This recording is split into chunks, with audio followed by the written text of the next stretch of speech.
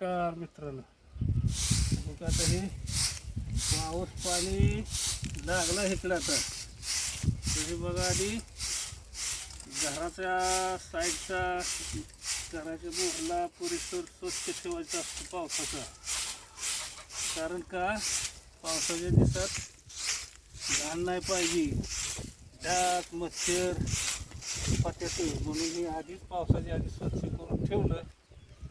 जो काटा काय येत नाही घरात, म्हणून हे आधी तयार करून ठेवतो. हे चिंचेचं झाड आहे, याचा पाला पडतो जास्त. आता चिंचा लागायला लागले त्या, आता पाला कमी झालाय बघा. तर हे स्वच्छ करून ठेवलं, आपल्याला बसाय उठाय निर्मळ असावं.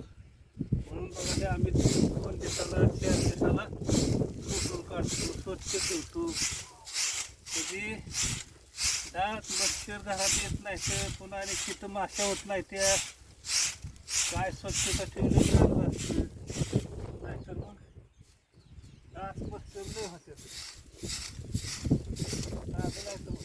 आणि आता पाऊस तिकडं सुरू झाला आहे बघा.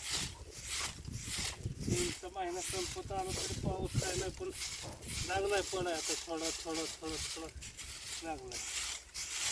म्हणून आपण घराच्या आसपासचा परिसर स्वच्छ ठेवायचं, म्हणजे आपल्या आरोग्याला चांगलं असतं मित्रांनो.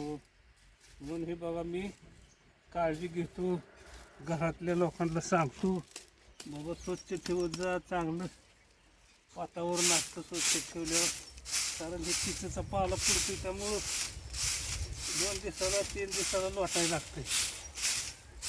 स्वच्छ केल्यावर कसं दिसतंय काय का.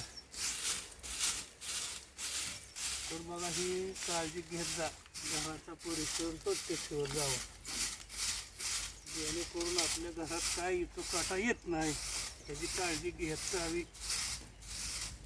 म्हणून हे बघा आमचं काम रोज चालू असतं. आता बघा ते कुठलं राहिले, आता ते कुठलं झालं की झालंच का. धन्यवाद.